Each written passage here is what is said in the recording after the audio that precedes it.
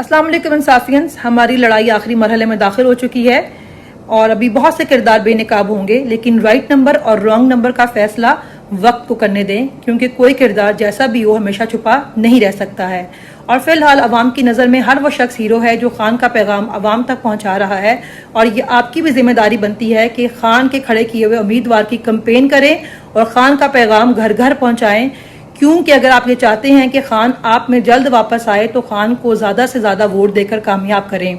इस वक्त ये सब बहुत डरे हुए हैं, बहुत घबराए हुए हैं, क्योंकि इनकी हर साजिश नाकाम जा रही है। ये आपका हौसला तोड़ने में नाकाम साबित हुए हैं। इन्होंने खान को जेल में डाला, इन्होंने आपसे बल्ले का निशान वापस लिया, लेकिन ये आपका हौसला नहीं तोड़ पाए। तो अब ये आपको तकसीम करेंगे, ये आप में अपने लोग भेजकर आपको तकसीम करने की कोशिश करेंगे, लेकिन आपने इनकी ये साजिश को भी नाकाम करना है। आपने खुद तकसीम नहीं होना, आपने मुत्तहिद रह के पाकिस्तान की सियासत से इनको माइनस करना है जो 70 साल से पाकिस्तान की आवाम को महकूम बनाए हुए हैं और ये समझते हैं कि ये बंद कमरों में बैठ के कोई फैसला करके आवाम पर थोप सकते हैं। आपने अपने वोट की ताकत से बताना है कि मुल्क के असल वारिस आप हैं और आपके वोट की ताकत से ही पाकिस्तान की तकदीर बदलेगी। बस मुत्तहिद रहें, डटे रहें, इंशाल्लाह फतह करीब है। मैंने सारी जिंदगी असूलों की सियासत की है, नस्ली हूं, असली हूं, पाकिस्तान के लिए, इस्लाम के लिए, अल्लाह के नबी के झंडे के लिए। मेरे गिर्द घेरा तंग किया जा रहा है। मैंने चिल्ला भी 40 दिन का काटा, मैंने 13 दिन की कैद भी काटी, मैंने 7 साल क्लाशनकोफ की कैद भी काटी, कोर्ट मार्शल भी हुआ, खत्म नबूवत में 2 मरतबा जेल काटी, लेकिन मुझे 17 दफा वजीर बनने का दुनिया में पहला एजाज हासिल करने वाला इंसान हूं। लेकिन बाज लोग मुझसे खौफजदा हैं और वो समझते हैं कि मैं झुक जाऊंगा, मैं जान दे दूंगा, मैं गर्दन कटा दूंगा, न झुकूंगा न बिकूंगा, सच्चाई के लिए खड़ा रहूंगा। आज मेरे गिर्द घेरा तंग किया जा रहा है। मैं अपने इलाके रावलपिंडी और सारे पाकिस्तान को पैगाम दे देना चाहता हूं कि मैंने कभी 17 वजारतों में करप्शन नहीं की, अल्लाह के नबी का झंडा बुलंद रखा और खाना काबा की छत पे नमाज पढ़ी।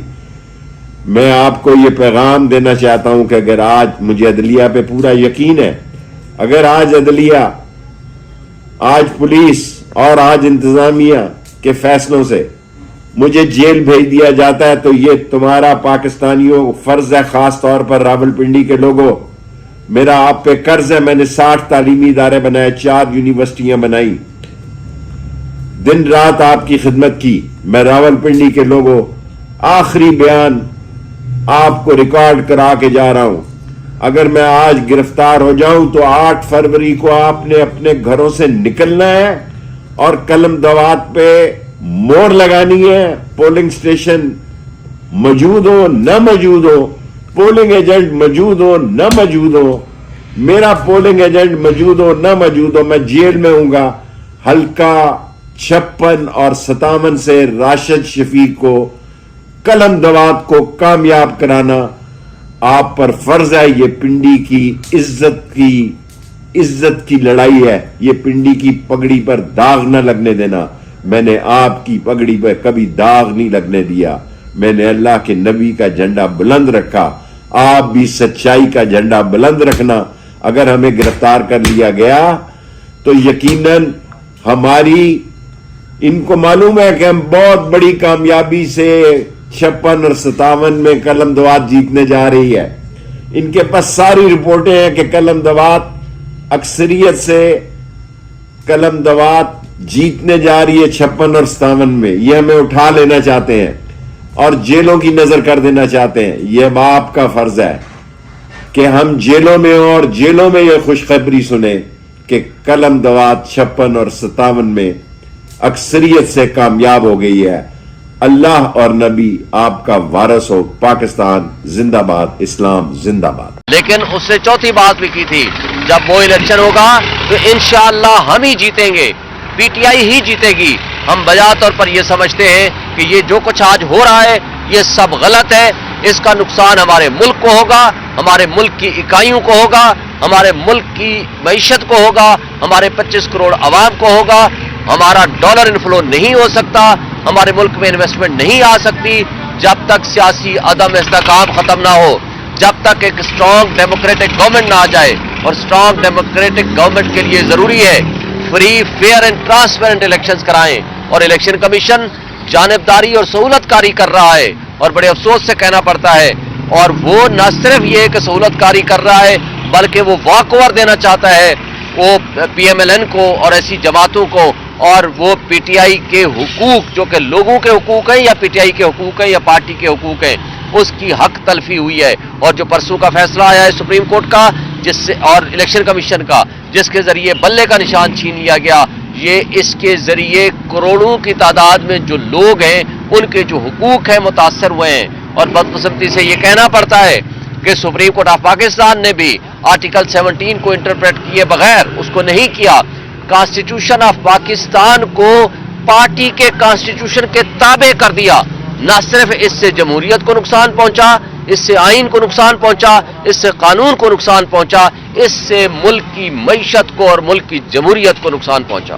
ابھی ہم اڈیالہ جیل سے نکلے ہیں اور آج 3 کیسز لگے ہوئے تھے۔ ایک سائفر کیس جس میں آپ کو پتا ہے کہ جس طرح سے پہلے کارروائی کی گئی بند کمرے کے اندر، اور جس طرح سے نوٹیفیکیشنز بار بار جیل کے حوالے سے کیے گئے، وہ تمام نوٹیفیکیشنز کو کالعدم قرار دیا گیا، اور جتنی کارروائی تھی اس کو واپس اگست کے مہینے سے سٹارٹ کرنے کا کہا گیا۔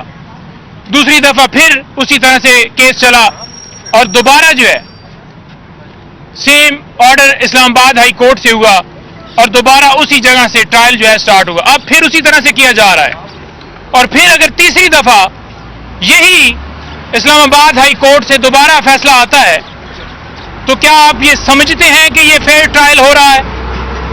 صرف ایک شخص کو سزا دینے کے لیے کہ اس کا قصور یہ ہے کہ اس نے ایبسولوٹلی ناٹ کہا، وہ اس مافیا کے خلاف کھڑا ہو گیا، اس نے اس ظلم و جبر کے اوپر آواز اٹھائی، آپ نے اس کی ہمت تو توڑ نہ سکے آپ، اور آپ نے اس کے اوپر کیسز بنا کر اندر ڈال دیا، اور پھر اس طرح سے کیسز چلانا شروع کر دیے۔ دوسرے نمبر پر جو عدت کے دوران نکاح والا کیس ہے، اس کے اوپر بڑی اہم جو ہے بات میں کرنا چاہتا ہوں، جو آج خان صاحب نے مجھے کہا کہ آپ نے جا کر کہنی ہے، وہ یہ ہے کہ خان صاحب نے کہا کہ اس کیس کے اندر جو گواہ اور کیس بنانے والے لوگ آئیں گے ان سے سب سے پہلے ہم حلف لیں گے کہ وہ حلف کے اوپر یہ بتائیں گے کہ کیا کسی شخص کو اغوا نہیں کیا گیا۔ میں خاور مانکا کی بات کر رہا ہوں۔ آپ نے ابھی تک ہمارا چینل سبسکرائب نہیں کیا تو ابھی سبسکرائب کریں اور بیل آئیکن کو کلک کر کے ہماری لیٹسٹ ویڈیوز کے بارے میں اپڈیٹ جانیں۔